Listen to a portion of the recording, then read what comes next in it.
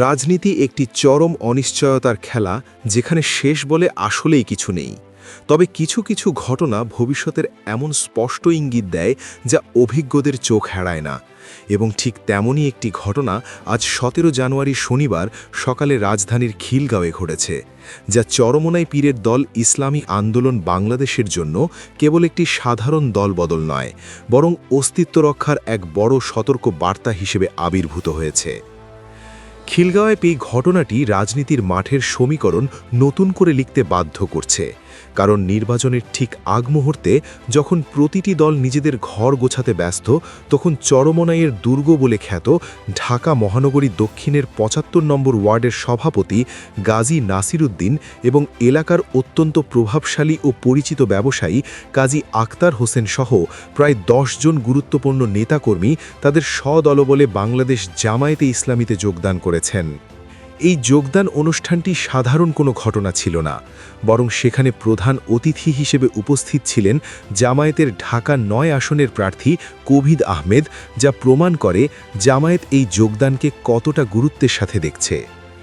রাজনৈতিক বিশ্লেষকদের মনে এখন হাজারো প্রশ্ন উকি দিচ্ছে যে নির্বাচনের ঠিক আগ মুহূর্তে কেন এই দলবদল, এবং কেন চরমোনাইয়ের পরীক্ষিত কর্মীরা নিজেদের দীর্ঘদিনের দল ত্যাগ করে জামায়াতের পতাকাতলে আশ্রয় নিচ্ছে, এবং এটি কি শুধুই একটি সাধারণ দলবদল, নাকি এর পেছনে লুকিয়ে আছে চরমোনাইয়ের ভুল রাজনীতির প্রতি কর্মীদের দীর্ঘদিনের জমে থাকা ক্ষোভ ও অনাস্থা।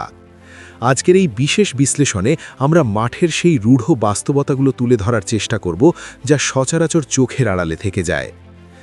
চরমোনাই যখন জোট ছাড়ার ঘোষণা দিয়েছিল, তখন তাদের নীতি নির্ধারকদের গলায় ছিল জোর, এবং তারা ভেবেছিল তারা বের হয়ে গেলে জোটের অন্যান্য ছোট ও মাঝারি ইসলামী দলগুলো তাদের পদাঙ্ক অনুসরণ করে জোট থেকে বেরিয়ে আসবে এবং তাদের সাথে যোগ দেবে, যার ফলে জামায়াত একা হয়ে যাবে এবং রাজনৈতিক মাঠে কোণঠাসা হয়ে পড়বে। তাদের এই অঙ্কটা ছিল বেশ সোজা, কিন্তু রাজনীতির অঙ্ক সব সময় সোজা পথে চলে না, যার প্রমাণ আজ সকাল ৯টায় মগবাজারে জামায়াতের জরুরি বৈঠকের চিত্রে ফুটে উঠেছে, যেখানে দেখা গেছে জোটে থাকা অন্য কোনো ইসলামী দল চরমোনাইয়ের ডাকে সাড়া দেয়নি, বরং তারা জামায়াতের সাথেই তাদের অবস্থান পুনর্ব্যক্ত করেছে।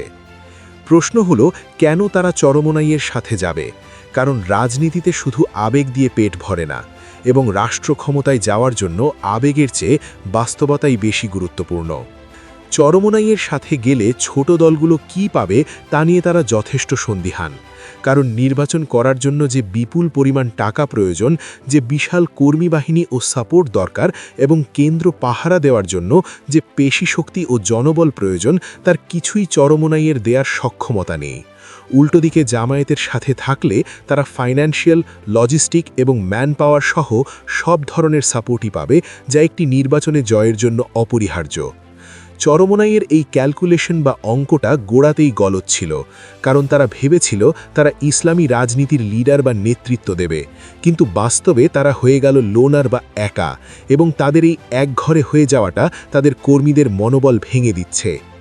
চরমোনাইয়ের ভুল ধারণার আরেকটি বড় এবং বাস্তব উদাহরণ হল ঢাকা বিশ্ববিদ্যালয় বা ডাকসু নির্বাচন, যেখানে চরমোনাইয়ের মুরিদ ও ছাত্রনেতা জামির উদ্দিন খালিদ ভেবেছিলেন তিনি নির্বাচনের মাঠে বিরাট কিছু করে ফেলবেন এবং চমক দেখাবেন, কিন্তু ভোটের ফলাফল প্রকাশের পর দেখা গেল সেই কঠোর বাস্তব চিত্র, যেখানে তিনি পেয়েছেন মাত্র ৫০০-এর মতো ভোট, যা একটি ছাত্র সংগঠনের প্রধান হিসেবে অত্যন্ত লজ্জাজনক।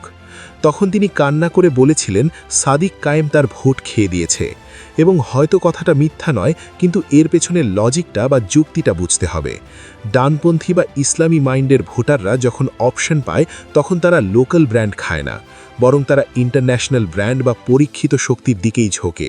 শিবির হলো ছাত্র রাজনীতির একটি প্রতিষ্ঠিত ব্র্যান্ড, এবং যখন শিবির প্যানেল দিল, তখন ডানপন্থী সব ভোট, প্রায় ৩ থেকে ৫,০০০ ভোট অটোমেটিক শিবিরের বাক্সে চলে গেল, কারণ ভোটাররা জানে কার সক্ষমতা কতটুকু। জাতীয় নির্বাচনেও ঠিক তাই হবে। যখন ৫টি ইসলামী দল ও জামায়াত একসাথে দাড়িপাল্লা নিয়ে মাঠে নামবে, তখন চরমোনাইয়ের হাত পাখা সেই ব্র্যান্ড ভ্যালুর কাছে টিকতে পারবে না, কারণ ভোটাররা অরিজিনালটাকেই বেছে নেবে এবং খাঁটিটাকেই বেছে নেবে। চরমোনাইয়ের গর্ব হল সিটি কর্পোরেশন নির্বাচনে আওয়ামী লীগের শাসনামলে তাদের প্রাপ্ত ভোট, এবং তারা প্রায়ই বলে আমরা অমুক সিটি কর্পোরেশন নির্বাচনে দ্বিতীয় হয়েছি বা তৃতীয় হয়েছি। কিন্তু তারা ভুলে যায় ওই নির্বাচনে জামায়াত বা বিএনপি অংশগ্রহণ করেনি, এবং আওয়ামী লীগের ওপর বিরক্ত হয়ে ভাসমান ভোটাররা তখন হাত পাখায় ভোট দিয়েছিল, যা মোটেও চরমোনাইয়ের নিজস্ব ভোট ছিল না, বরং ওটা ছিল অ্যান্টি আওয়ামী ভোট বা প্রতিবাদী ভোট। কিন্তু এবারের প্রেক্ষাপট সম্পূর্ণ ভিন্ন, কারণ এবার জামায়াত আছে, বিএনপি আছে, এবং ভাসমান ভোটাররা এখন ভাগ হয়ে যাবে। রাজনৈতিক পরিসংখ্যান বলছে চরমোনাইয়ের নিজস্ব ভোট ব্যাংক 3 থেকে 4%, এবং কিছু নির্দিষ্ট আসনে তারা হয়তো 10 থেকে 15,000 ভোট পাবে, যা দিয়ে হয়তো কাউকে হারানো বা জেতানো সম্ভব, কিন্তু নিজেরা জেতার মতো সক্ষমতা তাদের নেই। আজ খিলগাঁওয়ে যে 10 জন নেতা জামায়াতে যোগ দিলেন, তারা এই কঠিন বাস্তবতাটা নির্বাচনের আগেই বুঝে ফেলেছেন, এবং তারা বুঝেছেন হাত পাখা দিয়ে বাতাস খাওয়া যায়, কিন্তু সংসদ চালানো যায় না বা রাষ্ট্র পরিচালনা করা যায় না। চরমোনাইয়ের জোট ছাড়ার পেছনে আরেকটি বড় এবং মনস্তাত্ত্বিক কারণ হল লিডারশিপ জেলাসি বা নেতৃত্বের হিংসা। শাইখুল হাদিস আল্লামা মামুনুল হক যখন জোটে আছেন, তখন চরমোনাই সেখানে কমফর্ট ফিল করছেন না বা স্বাচ্ছন্দ্য বোধ করছেন না, এবং এর কারণটা খুবই স্ট্র্যাটেজিক বা কৌশলগত। জামায়াতে ইসলামীর ভোট ব্যাংক আর কওমি ভোট ব্যাংক আলাদা, তাই জামায়াত মামুনুল হকের সরাসরি প্রতিপক্ষ নয়, কিন্তু চরমোনাই এবং খেলাফত মাজলিস উভয়ই কওমি ভোটের দাবিদার, এবং তাদের টার্গেট অডিয়েন্স একটাই। মামুনুল হক যদি চরমোনাইয়ের নেতৃত্বে জোটে যেতেন, তবে তিনি কার্যত চরমোনাইয়ের সুপ্রিমেসি বা আধিপত্য মেনে নিতেন, কিন্তু মামুনুল হক সেই ভুল করেননি, বরং তিনি জামায়াতের সাথে থেকেই নিজের স্বাতন্ত্র অবস্থান বজায় রেখেছেন। উপমহাদেশের প্রখ্যাত আলেম মামুনুল হক যেখানে বাস্তবতা বুঝে জোটে থাকলেন, সেখানে চরমোনাই বিদেশি ইশারায় জোট ভাঙল, এবং এই দায় তাদের আজীবন বহন করতে হবে। জোট ভাঙার পেছনে সবচেয়ে অন্যায্য এবং অযৌক্তিক দাবি ছিল চরমোনাই এনসিপির নাহিদ ইসলামের আসনটি চেয়ে বসেছিল। যে নাহিদ ইসলাম জুলাই বিপ্লবের প্রধান ফেস বা মুখ, এবং যার জন্য জামায়াত নিজেদের সিট পর্যন্ত ছেড়ে দিয়েছে, সেই সিট চরমোনাই চায়।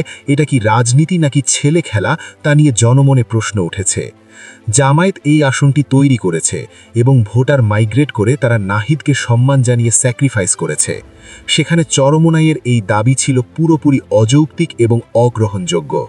তারা নারী নেতৃত্ব নিয়ে প্রশ্ন তোলে, অথচ ডাকসুতে তাদের ছাত্র সংগঠনই নারী প্রার্থী দিয়েছিল, যা তাদের দ্বিমুখী নীতি এবং অতিরিক্ত লোভের পরিচায়ক, এবং এই লোভই তাদের ডুবিয়েছে। সবচেয়ে উদ্বেগের বিষয় হল, রাজনৈতিক বিশ্লেষকরা বলছেন চরমোনাইয়ের এই আত্মঘাতী সিদ্ধান্তের পেছনে বিদেশি রাষ্ট্রের ইশারা থাকতে পারে। যখন দীর্ঘকাল পর ইসলামী শক্তি এক হয়ে রাষ্ট্র ক্ষমতায় আসার একটি সুবর্ণ সুযোগ তৈরি হলো, ঠিক তখনই এই বিভাজন সৃষ্টি করা হলো। যেখানে জামায়াত ছাড় দিচ্ছে এবং মামুনুল হক ছাড় দিচ্ছেন, সেখানে চরমোনাই কেন অনড় অবস্থানে, তা সত্যিই রহস্যজনক। তারা কি চায় না ইসলামী শক্তি ক্ষমতায় আসুক, নাকি তারা চায় ইসলামী ভোট ভাগ হয়ে সেকুলার বা অন্য কোনো শক্তি লাভবান হোক, তা এখন একটি বড় প্রশ্ন। খিলগাঁওয়ের নেতারা আজ জামায়াতে যোগ দিয়ে প্রমাণ করেছেন তৃণমূল কর্মীরা এই ফরেন এজেন্ডা বা বিদেশি ইশারা মেনে নিচ্ছেন না, এবং তারা ঐক্যের পথেই হাঁটছে। ইতিহাস কথা বলে, এবং আজ বাংলাদেশে যা হচ্ছে ঠিক একই ঘটনা ঘটেছিল মিশরে। সেখানে মুসলিম ব্রাদারহুডের ডক্টর মুরসি যখন প্রেসিডেন্ট হলেন, তার জোটে ছিল সালাফিপন্থী ইসলামিক পার্টি বা নূর পার্টি, এবং এই নূর পার্টি হল মিশরের চরমোনাই।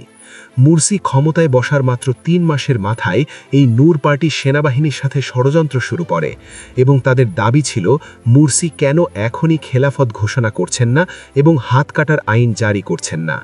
তাদের চাপে মুরসি যখন তাড়াহুড়ো করে কিছু পদক্ষেপ নিলেন, তখন ডিপ স্টেট বা আন্তর্জাতিক ষড়যন্ত্রকারীরা তাকে 1 বছরের মাথায় ক্ষমতাচ্যুত করে, আর সেই নূর পার্টি তারা স্বৈরাচার সিসির সাথে হাত মিলালো। আজ বাংলাদেশে 11 দলীয় জোট হওয়ার পর অনেকের আশঙ্কা ছিল চরমোনাই কি সেই নূর পার্টির ভূমিকা পালন করবে। আল্লাহ যা করেন মঙ্গলের জন্যই, এবং নির্বাচনের আগেই তাদের চলে যাওয়াটা হয়তো শাপে বর হয়েছে, কারণ জামায়াত এখন সেই ষড়যন্ত্রের বিষ থেকে মুক্ত। জামায়াতের আমির স্পষ্ট বলেছেন, আমরা এক্সিস্টিং ল বা বিদ্যমান আইন সংশোধন করে আপাতত দেশ চালাবো, এবং জনগণ চাইলে পরে শরিয়া হবে। এটা নিয়ে যারা অপপ্রচার চালাচ্ছে, তারা কি নবীর সিরাত বা জীবনচরিত বোঝেন? কারণ জোশের সাথে হুঁশ থাকতে হয়। আসুন দলিল দেখি। যেমন 1 কিবলা পরিবর্তন। যেখানে রাসূলুল্লাহ সাল্লাল্লাহু আলাইহি ওয়াসাল্লাম মদিনায় গিয়ে 17 মাস বাইতুল মুকাদ্দাসের দিকে ফিরে নামাজ পড়েছেন এবং তিনি জানতেন কাবা আসল কিবলা, তবু আল্লাহর হুকুম ও সময়ের জন্য অপেক্ষা করেছেন। দ্বিতীয়ত, মদ হারাম হওয়ার বিষয়টি দেখুন, কারণ মদ একদিনে হারাম হয়নি, বরং আল্লাহ 3 স্তরে 3 বার মদ হারাম করেছেন, কারণ সমাজকে প্রস্তুত করতে হয়। যুদ্ধের ময়দানে দিন বিজয়ের যুদ্ধে রাসূলুল্লাহ সাল্লাল্লাহু আলাইহি ওয়াসাল্লাম পরিস্থিতির কারণে সালাত কাজা করতে বাধ্য হয়েছিলেন। এমনকি বদর ও মক্কা বিজয়ে তিনি রোজাও ভেঙেছিলেন। এগুলো কি আপোষ ছিল না, বরং এগুলো হলো হিকমা বা প্রজ্ঞা। রাষ্ট্র পরিচালনা কোনো আবেগের বিষয় নয়, এবং হুট করে খেলাফত ঘোষণা দিলে বিশ্বশক্তি আপনাকে একদিনও টিকতে দেবে না। তাই ধীরে ধীরে সমাজ পরিবর্তন করেই আইন প্রতিষ্ঠা করতে হয়, এবং জামায়াত সেই নববী পথেই হাঁটছে। আজকের এই দীর্ঘ বিশ্লেষণের শেষ কথা হলো, ইসলামী রাষ্ট্র প্রতিষ্ঠায় শুধু লোক জমায়েত আর গরম বক্তৃতা যথেষ্ট নয়, বরং দরকার